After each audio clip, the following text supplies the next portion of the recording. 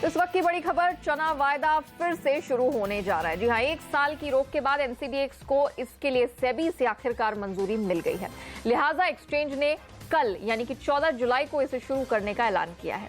नए चना वायदा में राजस्थान के बीकानेर को बेस डिलीवरी सेंटर बनाया गया है। इसके साथ साथ मध्य प्रदेश में गंज बसोदा उसको एक अतिरिक्त delivery centre, additional delivery centre के तौर पर खड़ा किया गया है। एनसीडीएक्स पर कल से चने में सितंबर, अक्टूबर और नवंबर वायदा शुरू हो जाएगा। इससे पहले चना और दालों की कीमतों में जो तेजी आई थी, उसे देखते हुए सरकार ने पिछले साल जून में इसके वायदा कारोबार पर रोक लगा दी थी, सस्पेंड कर दिया था। इसके बाद दाल की कीमतों में हमने भारी गिरावट आते हुए देखी और कमोबेश आप किसी भी दाल को ले ले, वो सब एमएसपी के नीचे ही बिक रही हैं। दरअसल इस साल देश में हमने दालों की बम्पर पैदावार होते हुए देखी है और पिछले साल से ही सरकार ने एक भरसक प्रयास किया है 20 लाख टन के बफर स्टॉक के जरिए बाजार में सीधा दखल देने का। ऐसे में अब सवाल ये है कि इस नए माहौल में जो चने के वायदा ने कमबैक किया है, कितना सफल होगा। इस पर बात करने के लिए हमारे साथ जुड़ चुके हैं एनसीडीएक्स के एमडी और CEO Sameer Shah. Sameer, good morning. बहुत शुक्रिया समय निकालकर सीएनबीसी आवाज से बात करने के लिए। जून 2016 में चना वायदा सस्पेंड हुआ था, तब कीमतें बहुत ज्यादा ऊपर चढ़ चुकी थी। अब हम देख रहे हैं स्थिति बिल्कुल विपरीत है, एमएसपी के नीचे इसकी कीमतें आ गई हैं। सरकार पूरा प्रयास कर चुकी है, लेकिन कहीं से भी सपोर्ट मिलता नहीं दिख रहा है। अब जब आपको सेबी से मंजूरी मिली है, तो क्या आपको लग रहा है इसमें पीएमओ का पूरा कुछ सपोर्ट है, उनका कुछ हाथ है? ये बहुत अच्छी एक बिगिनिंग है कि चना वायदा फिर से लॉन्च हो रहा है। जो 1 साल के अंदर, सस्पेंशन के 1 साल के अंदर वो लॉन्च हो रहा है और इसमें काफ़ी सारा सोच विचार हुआ है गवर्नमेंट सर्कल्स में, पॉलिसी सर्कल्स में, रेगुलेटर के साथ कि एक जो गवर्नमेंट ने जो वेरियस स्टेप्स लिए हैं पल्सेस के प्राइसेस कम करने के लिए, जैसे इंपोर्ट उन्होंने फैसिलिटेट किया, एक हाई एग्रेसिव एमएसपी अनाउंस किया, काफ़ी ज़बरदस्त 2 मिलियन टन की पल्सेस का एक बफर स्टॉक प्रोक्योरमेंट उन्होंने पिछले 1 साल से परचेस किया है किसानों के थ्रू और एक बफर स्टॉक तैयार किया है। इसके साथ साथ ये भी एक रियलाइजेशन हुई है कि मार्केट बेस्ड सपोर्ट का होना बहुत ज़रूरी है।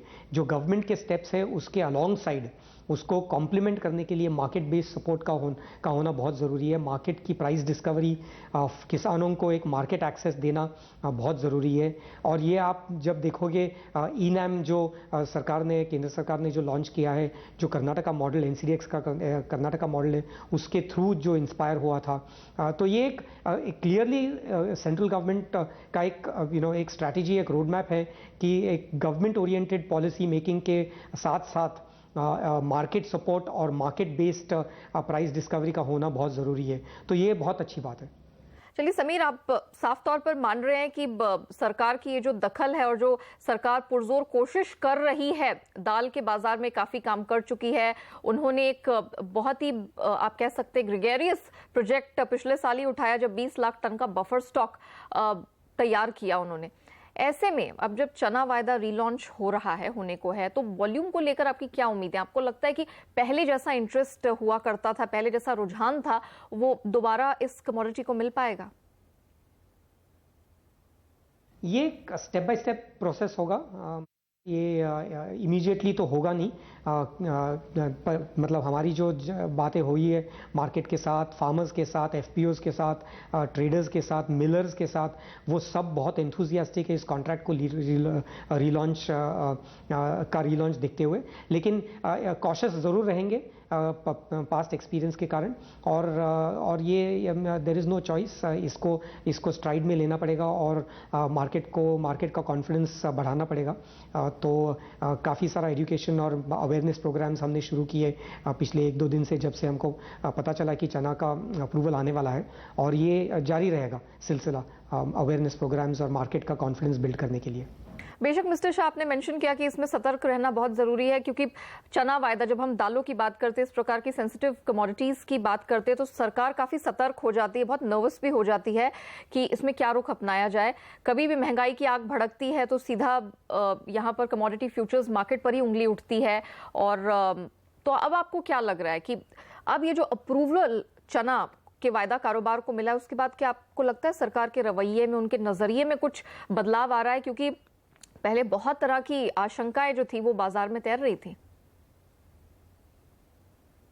ये मैं ज़रूर बता सकता हूँ कि काफ़ी सारी डिस्कशंस हो रही है एट वेरियस लेवल्स सरकार के साथ। Agriculture ministry, NITI Aayog, finance ministry, PMO, SEBI, इनके साथ काफ़ी सारी डिस्कशंस हो रही है कि मार्केट बेस्ड जो टूल्स है, मार्केट बेस्ड मैकेनिज्म्स है, उसको किस तरह से डिज़ाइन किया जाए, उसको किस तरह से सेंट्रल गवर्नमेंट और स्टेट गवर्नमेंट के जो खुद के पॉलिसीज़ है उसके साथ कैसे कॉम्प्लीमेंट्री सॉल्यूशंस और मार्केट डिज़ाइन की जाए।